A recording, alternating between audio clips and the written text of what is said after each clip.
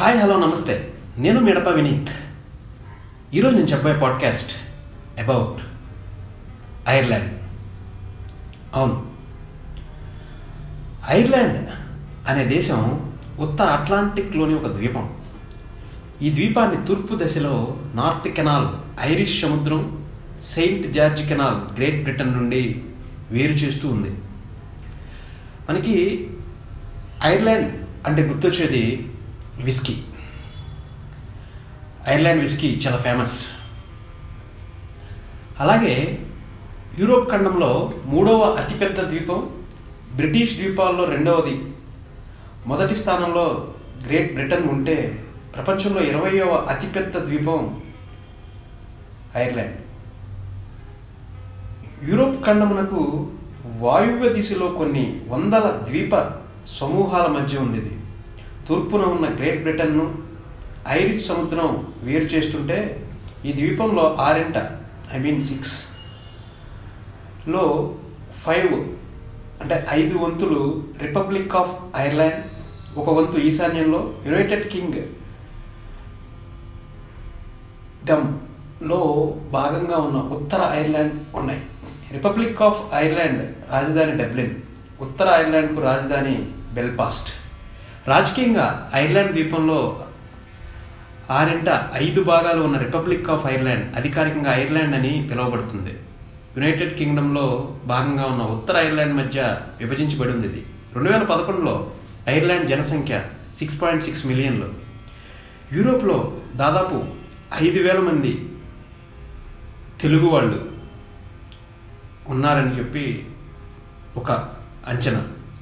యూరోప్లో జనసాంద్రత అధికంగా ఉన్న ద్వీపాల్లో ఇది ద్వితీయ స్థానంలో ఉంది. రిపబ్లిక్ ఆఫ్ ఐర్లాండ్లో 4.8 మిలియన్లు మంది ప్రజలు నివసిస్తున్నారు.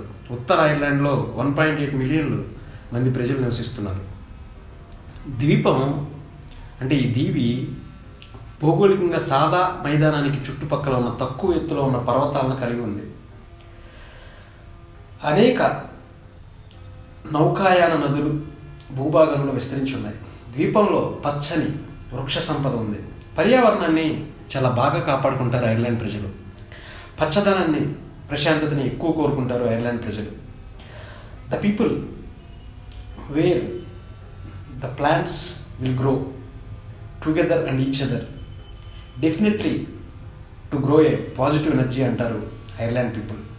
తేలికపాటి మార్చగలిగే వాతావరణం, ఉత్పాదకత, ఉష్ణోగ్రత తీవ్ర స్థాయిలో ఉండదు అక్కడ. మధ్య యుగాల వరకు ఈ ద్వీపాన్ని మందపాటి అటవీ ప్రాంతాల్లో కప్పేసి ఉన్నాయి. 2013 నాటికి ఐర్లాండ్లో వృక్షాలతో నిండిన భూమి మొత్తంలో 11% ఉంది. యూరోపియన్ సగటు 35%తో పోలిస్తే ఇది చాలా తక్కువ. ఐర్లాండ్కు చెందిన 26 క్షీరద జాతులు ఉన్నాయి. ఐరిష్ వాతావరణం చాలా మితమైనది, మహాసముద్ర వాతావరణంగా వర్గీకరించబడింది. తత్ఫలితంగా శీతాకాలాలు అలాంటి ఉత్తర ప్రాంతంలో ఊహించిన దానికంటే తక్కువగా ఉంటాయి అక్కడ. అయినప్పటికీ కాంటినెంటల్ యూరోప్లో కంటే వేసవి చాలా చల్లగా ఉంటుంది. వర్షపాతం, మేఘావృతం విస్తారంగా ఉంటుంది. ఐర్లాండ్లో మానవ నివాసాల ఉనికి మొట్టమొదటి సాక్ష్యం క్రీస్తుపూర్వం 10,500 నుండి ఉంది. అంటే ఆ సంవత్సరాల నుండి ఉంది. గేలిక్ ఐర్లాండ్ క్రీస్తుపూర్వం 1వ శతాబ్దం ద్వారా ఉద్భవించింది. ఈ దీవి 5వ శతాబ్దం నుండి క్రైస్తవీకృతమైంది. అంటే క్రిస్టియానిటీ ఎక్కువ అనమాట. 12వ శతాబ్దంలో నార్మన్ దండయాత్ర తర్వాత ఇంగ్లాండ్ ఐర్లాండ్ మీద సార్వభౌమికాధికారం ప్రకటించింది. ఏదేమైనప్పటికీ 16వ 17వ శతాబ్దానికి చెందిన ట్యూడర్ విజయం వరకు ఆంగ్ల పాలన మొత్తం ఈ ద్వీపంలో విస్తరించలేదు. ఇది బ్రిటన్ నుంచి స్థిర నివాసాల వలస రాజ్యంగా దారితీసింది. 1690లలో ప్రొటెస్టెంట్ ఆంగ్ల పాలన వ్యవస్థ, క్యాథలిక్ మెజారిటీ, ప్రొటెస్టెంట్ భిన్నాభిప్రాయాలను భౌతికంగా ప్రతికూలంగా రూపొందించింది. 18వ శతాబ్దంలో పొడిగించబడింది. 1801లో యూనియన్ ఆఫ్ యాక్ట్స్తో ఐర్లాండ్ యునైటెడ్ కింగ్డమ్లో భాగంగా మారింది. 20వ శతాబ్దం ప్రారంభంలో స్వాతంత్ర యుద్ధం తర్వాత ఐరిష్ ఫ్రీ స్టేట్గా మారింది. ఇది తరువాతి శతాబ్దాలలో సార్వభౌమంగా మారింది. ఉత్తర ఐర్లాండ్ యునైటెడ్ కింగ్డమ్లో భాగమైంది. ఉత్తర ఐర్లాండ్ 1960లో చివరి నుండి 1990ల వరకు అధికమైన పౌర అశాంతి చూసింది. ఇది 1998లో ఒక రాజకీయ ఒప్పందాన్ని అనుసరించింది. 1973లో republic of Ireland European economic కమ్యూనిటీలో చేరింది. యునైటెడ్ కింగ్డమ్ ఉత్తర ఐర్లాండ్ భాగంగా ఇది చేయబడింది. ఐరిష్ సంస్కృతి ఇతర సంస్కృతులపై ముఖ్యంగా సాహిత్య రంగాల్లో గణనీయమైన ప్రభావాన్ని చూపింది. ఇక్కడ లిటరేచర్కి, హిస్టరీకి చాలా వాల్యూ ఉంది. ప్రధాన పాశ్చాత్య సంస్కృతితో పాటు గ్యాలక్సీ గేమ్స్, ఐరిష్ సంగీతం అంటే యూరోపియన్ మ్యూజిక్, ఐరిష్ భాషల ద్వారా వ్యక్తీకరించబడిన బలమైన స్వదేశీ సంస్కృతి ఉంది. వీళ్ళు కొన్ని వాటిని బలంగా ఒప్పుకుంటారు, కొన్ని వాటిని బలంగా తిరస్కరిస్తారు.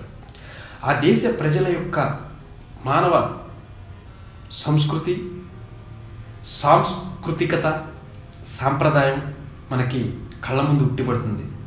ఎంత గౌరవం ఇస్తారో అంతే కమాండబుల్ పీపుల్ ఐరిష్ పీపుల్. అలాగే బిజినెస్ కూడా చాలా బాగా చేస్తారు. ఈ ద్వీప సంస్కృతి గ్రేట్ బ్రిటన్తో పాటు ఇంగ్లీష్ భాషతో సహా అనేక లక్షణాలను పంచుకుంటుంది. అసోసియేషన్, ఫుట్బాల్, రగ్బీ, గుర్రపు పందెం, గోల్ఫ్ వంటి క్రీడలు ప్రాధాన్యత సంతరించుకున్నాయి ఈ దేశంలో. ఐర్లాండ్ పేరుకు ఓల్డ్ ఐరిష్ మూలంగా ఉంది. ఇది ప్రోటోసెల్టిక్ ఐవేరో నుండి వచ్చింది. ఇది లాటిన్కి చెందిన పదం. ఐవేరో అంటే క్రొవ్వు, సంపద అనే అర్థం. ఇక దీని చరిత్ర చూసుకుంటే గత హిమనీ దశ కాలంలో సుమారు క్రీస్తు పూర్వం 10,000 వరకు ఐర్లాండ్లో అధిక భాగం మంచుతో కప్పబడి ఉండేది. ఐర్లాండ్ సముద్ర మట్టాలు గ్రేట్ బ్రిటన్లో ఉన్నట్లుగా తక్కువగా ఉండేవి. ఇవి రెండు ఖండాంతర యూరోప్లో భాగంగా ఉన్నాయి. 16,000 నాటికి మంచు ద్రవీభవన కారణంగా పెరుగుతున్న సముద్ర మట్టాలు ఐర్లాండ్ గ్రేట్ బ్రిటన్ నుంచి వేరు చేశాయి.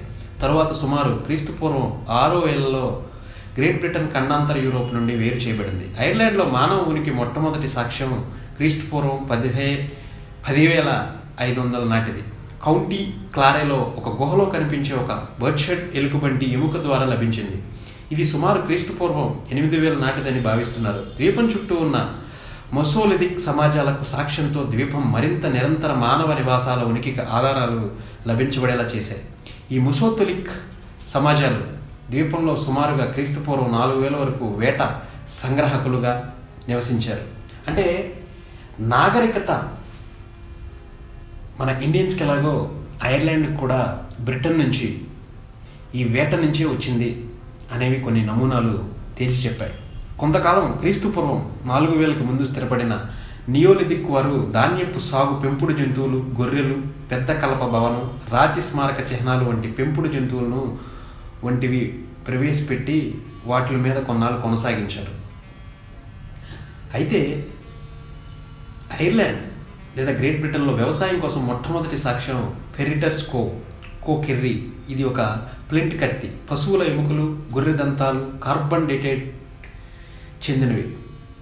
ఐర్లాండ్ వివిధ ప్రాంతాల్లో ఫీల్డ్ వ్యవస్థలు, సైట్ ఫీల్డ్స్తో అభివృద్ధి చేయబడ్డాయి. ప్రస్తుతం టైరాలేలో ఫీట్ కింద భద్రపరచబడింది.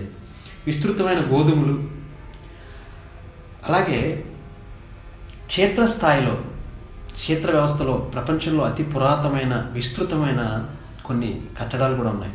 పొడిరాతి గోడలచే వేరు చేయబడిన చిన్న భాగాలు ఉన్నాయి.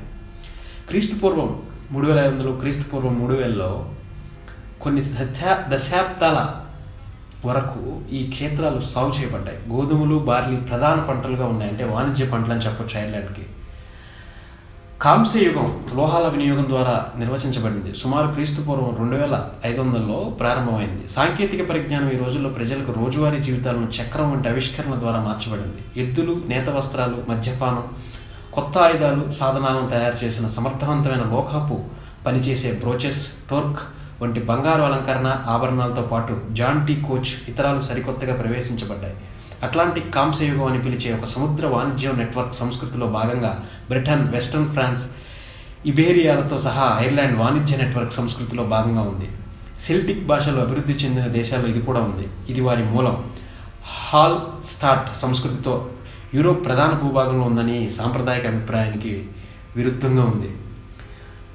ఇక ఇనుప యుగంలో సెల్టిక్ భాష సాంస్కృతిక ఐర్లాండ్లో ప్రారంభమైంది. సెల్ట్స్ వలస పురావస్తు భాషా అధ్యయనాలు మరింత శాశ్వతమైన ఇతివృత్తాల ఆధారంగా ఎలా ఎప్పుడు ఐర్లాండ్ ద్వీపం సెల్టిక్ అయిందో ఒక శతాబ్దం తేడాతో వివాదాశయమైంది. ఐర్లాండ్లో ఇది ఎలా జరిగిందో దానిపై ఒకటి కంటే ఎక్కువ కథనాలు ఉన్నాయి. సెల్టిక్ భాష యోగం స్క్రిప్ట్ సంస్కృతి ఐర్లాండ్ ప్రధాన భూభాగం నుంచి సెల్ట్స్ను ఆక్రమించడం లేదా వలస వెళ్లడం ద్వారా సమైక్యం చేసినట్లు దీర్ఘకాల సాంప్రదాయక దృక్పథం ఒకప్పుడు విస్తృతంగా ఆమోదించబడింది ఐర్లాండ్లో. ఈ సిద్ధాంతం ఐర్లాండ్లో సెల్టిక్ సంస్కృతి, భాష, కళాఖండాలు, సెల్టిక్ కంచు ఈటలు, షీల్డ్స్, టోర్కులు, ఇతరు చక్కగా రూపొందించిన సెల్టిక్ సంబంధిత వస్తువులు వంటివి ఉనికిని కలిగి ఉన్న లేబర్ గబాలా ఐర్లాండ్ మధ్యయుగ క్రిస్టియన్ సుడో చరిత్రపై ఆధారపడింది.